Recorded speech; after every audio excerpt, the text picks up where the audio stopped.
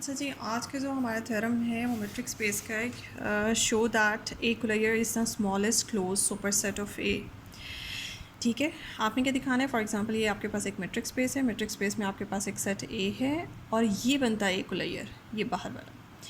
ये जो ए कोलायर है इसका फॉर्मूला ये है कि ए यूनियन ए डिराइव। तो ये फॉर्मूले से जैसे कि ऑब्वियस है कि ये वाला जो सेट है वो ए को अपने अंदर कंटेन करता है। तो ये ए कोलायर जो है वो ए का हमेशा सुपर सेट होता है। ठीक है, ये मैंने इस तरह से कर दिया, शो कर दिया कि ए कोलायर अंदर और ए अंदर और ए कोलायर उसका बाहर। उसके बाद आपने क्या करना है? आपने शो करना है, चूँकि ए कोलायर को क्लोज्ड भी शो करना है, स्मॉलेस्ट क्लोज्ड सुपर सेट दिखाना है।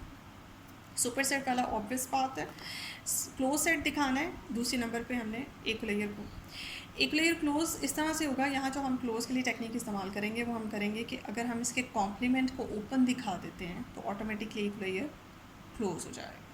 और कॉम्प्लीमेंट को ओपन दिखाने के लिए ओपन की डेफिनेशन इस्तेमाल की। किसी भी सेट को जब ओपन सेट दिखाना होता है तो उसमें क्या होता है कि आप क्या करते हैं, उसमें से एक आर्बिट्रेरी पॉइंट उठाते हैं, उसके गिर्द ओपन स्फीयर बनाते हैं। ओपन स्फीयर अगर उस सेट में आ जाए तो फिर इसका मतलब है उसके हर पॉइंट का ओपन स्फीयर के गिर्द ओपन स्फीयर जो है वो उस सेट के अंदर आएगा। और अगर ये बात हो जाती है तो वो सेट ओपन हो जाता है। ये देखिए मैंने ड्रॉ भी किया है।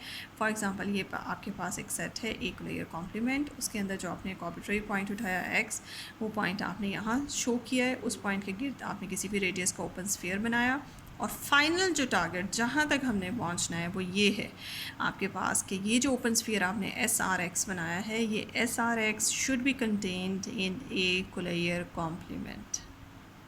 ठीक है जी, अब उसमें यहाँ तक पहुँचना है। और लेकिन हम ये सारा प्रूफ करेंगे कॉन्ट्राडिक्शन से इस ये जो हमने प्रूफ करना है उसके बिल्कुल ऑपोजिट सपोज करके चलेंगे और कॉन्ट्राडिक्शन आएगी और फिर हम कहेंगे कि हमारी सपोजिशन रॉन्ग है और कॉन्ट्राडिक्शन जो है इससे जो बिल्कुल ऑपोजिट बात है वो ट्रू है।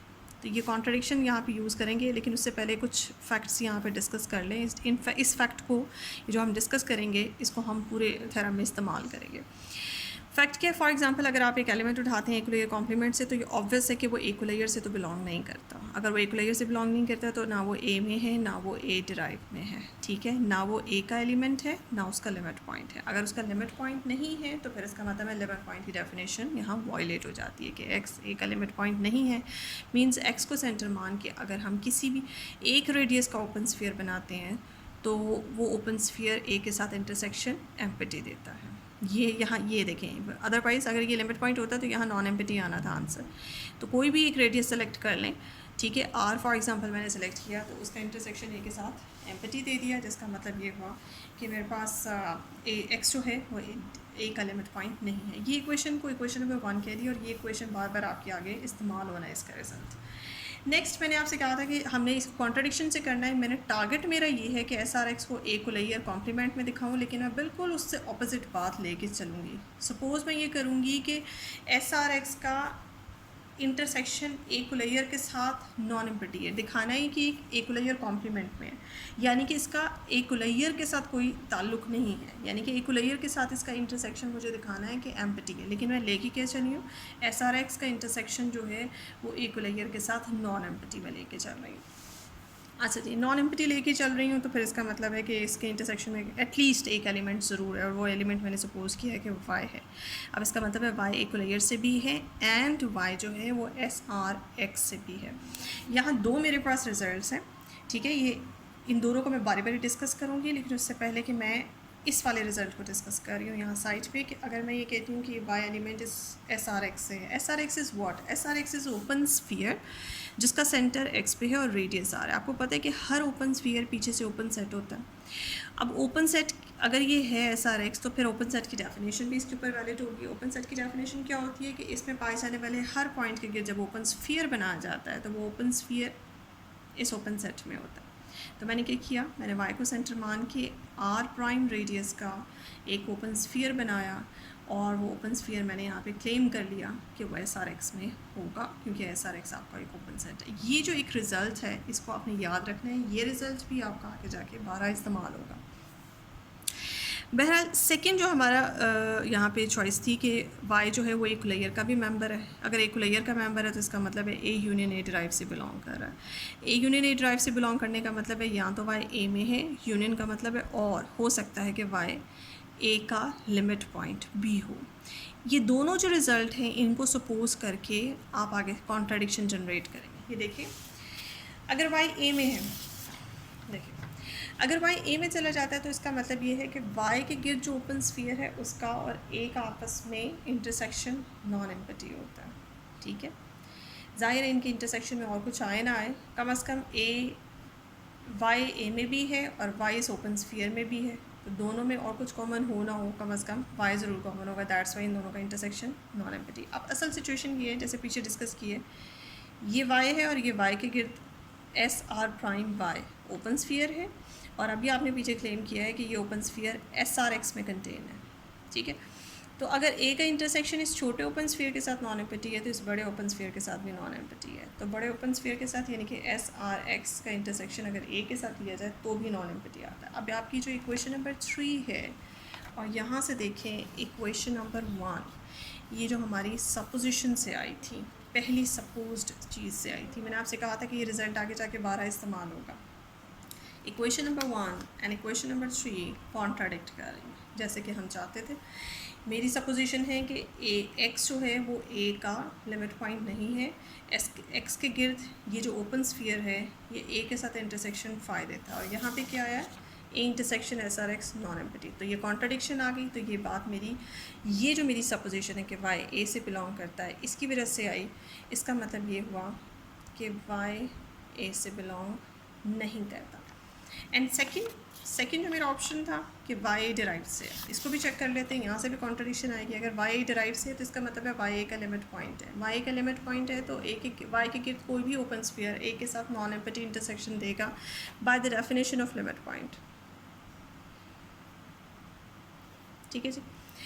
अब अगेन वही बात आती है, जैसे एक अगर इस छोटे ओपन स्फीयर के साथ इंटरसेक्शन नॉन एम्पटी है तो बड़े ओपन स्फीयर के साथ भी इंटरसेक्शन नॉन एम्पटी होगा, क्योंकि छोटा ये S R prime Y S R X के अंदर कंटेंट है। तो फिर इसका मतलब ये हुआ कि एक का इंटरसेक्शन एस आर एक्स के साथ भी नॉन एम्पटी है। वही रिजल्ट वापस आ गया क्वेश्चन नंबर 3 की तरह का, इसे 3 प्राइम कह दिया, सेम ये रिज़ल्ट आ गया। ये पहले भी 1 के साथ इक्वेशन 1 के साथ कॉन्ट्राडिक्ट कर रहा था, ये रिज़ल्ट भी इक्वेशन 1 के साथ कॉन्ट्राडिक्ट कर रहा है। इसका मतलब ये हुआ कि y का a डिराइव में चले जाना भी कॉन्ट्राडिक्शन जनरेट करता है। तो इसका मतलब कॉन्ट्राडिक्शन आ गई, इसका मतलब है y a डिराइव से भी बिलोंग नहीं करता। एंड फाइनली y जो है a को लेयर से नहीं है, क्योंकि y a में भी नहीं है, y a डिराइव में भी नहीं है, तो फिर a यूनियन a डिराइव में भी नहीं होगा। ठीक है, a यूनियन a डिराइव में भी नहीं होगा, और फाइनली y a को लेयर का हिस्सा नहीं है। y a को लेयर में नहीं है तो फिर ऑब्वियसली इस इंटरसेक्शन में भी नहीं आ सकता। अगर इस इंटरसेक्शन में नहीं आ सकता तो फिर इसका मतलब है कि इनका जो इंटरसेक्शन है वो क्या हुआ, इनका इंटरसेक्शन फाई हुआ। आपके इस ओपन स्फीयर का एक लेयर के साथ इंटरसेक्शन फाई होने का मतलब है कि ये ओपन स्फीयर टोटली इस सेट के एक लेयर के कॉम्प्लीमेंट में कंटेन कर जाता है। और फाइनली आपकी ये बात ट्रू हो जाती है कि एक्स जो कि इस ओपन स्फीयर का सेंटर था, ये ओपन स्फीयर आपका एक लेयर कॉम्प्लीमेंट में चला गया। It's mean to be this कि एक लेयर कॉम्प्लीमेंट आपका ओपन हो गया। दिस इम्प्लाइज एक लेयर आपका क्लोज हो गया। यहाँ तक हमारा सेकंड पोर्शन प्रूव हो गया, एक लेयर क्लोज है। थर्ड, आपने ये दिखाना है कि एक layer is the smallest close superset of A. ये देखें, smallest close superset of A, असल सिचुएशन ये है जो मुझे शो करके दिखानी है। यहाँ तक मुझे पहुँचना है, मुझे दिखाना है कि ए का एक लेयर जो है वो ए का सुपरसेट क्लोज सुपरसेट है।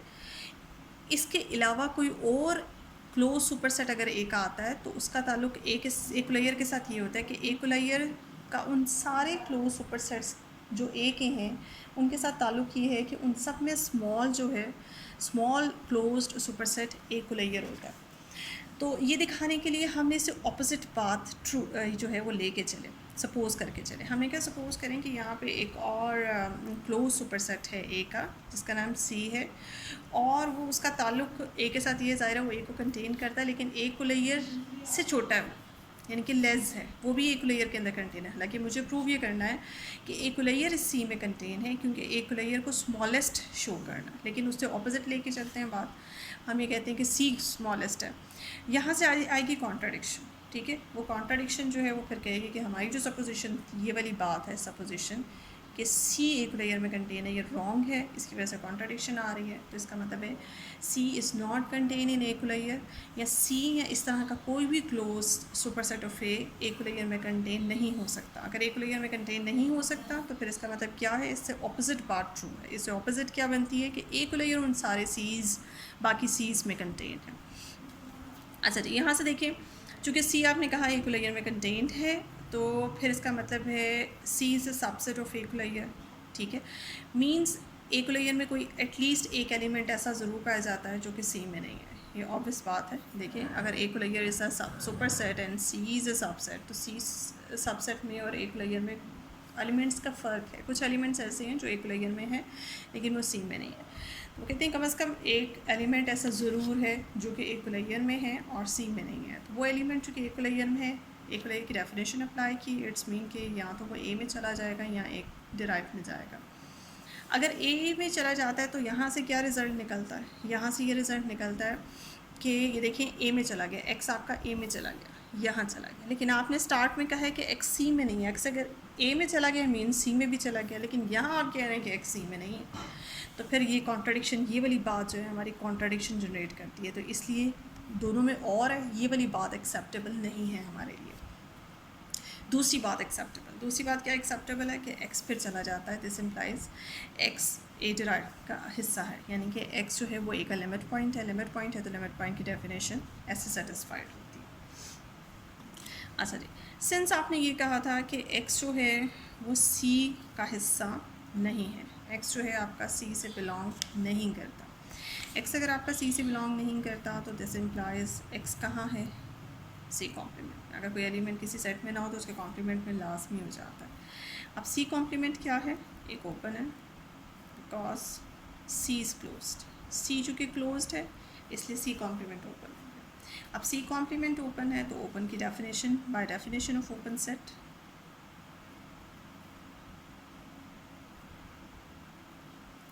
आप अगर इसके गिर्द एक्स को सेंटर मान के कोई ओपन स्फीयर बनाएंगी तो वह डेफिनेटली आपका सी कॉम्प्लीमेंट में आएगा।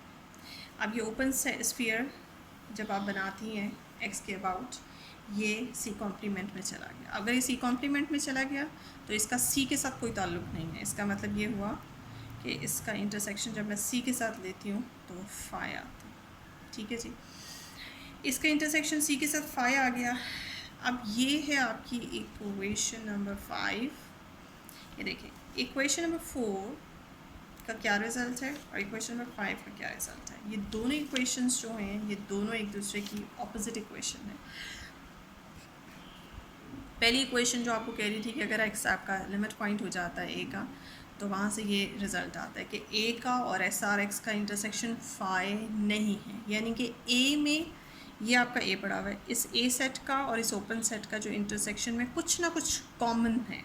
और यहाँ पे आप कह रहे हैं कि इस ओपन सेट का सी के साथ इंटरसेक्शन एम्पटी है। ये देखें, सुपर सेट के साथ अगर इंटरसेक्शन एम्पटी है तो फिर सबसेट के साथ इंटरसेक्शन कैसे नॉन एम्पटी हो सकता है। सो आपकी equation number 5 and equation number 4 जो है वो एक दूसरे को कॉन्ट्राडिक्ट कर रही हैं।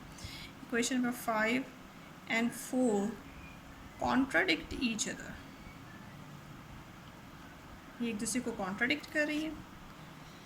अच्छा जी, ये आपकी कॉन्ट्राडिक्ट कर रही है एक दूसरे को। अब ये कॉन्ट्राडिक्शन आई क्यों है, ये कॉन्ट्राडिक्शन इस वजह से आई है कि पीछे से आपने सपोज़ किया था कि x belongs to the derive set of A. अब x ए डिराइव में कैसे गया था, क्यों गया था, बिकॉज x जो था वो ए डिराइव का एक लेयर का एलिमेंट था। x का एक लेयर से बिलोंग करने का जो रिज़ल्ट है वो रिज़ल्ट हमारे लिए कॉन्ट्राडिक्शन का बायस बनता है। इसका मतलब क्या हुआ, इसका मतलब ये हुआ कि x does not belongs to एक लेयर। ठीक है, it's mean to be this कि अगर आप एंड और हम ये कह सकते हैं और there does not exist any element which belongs to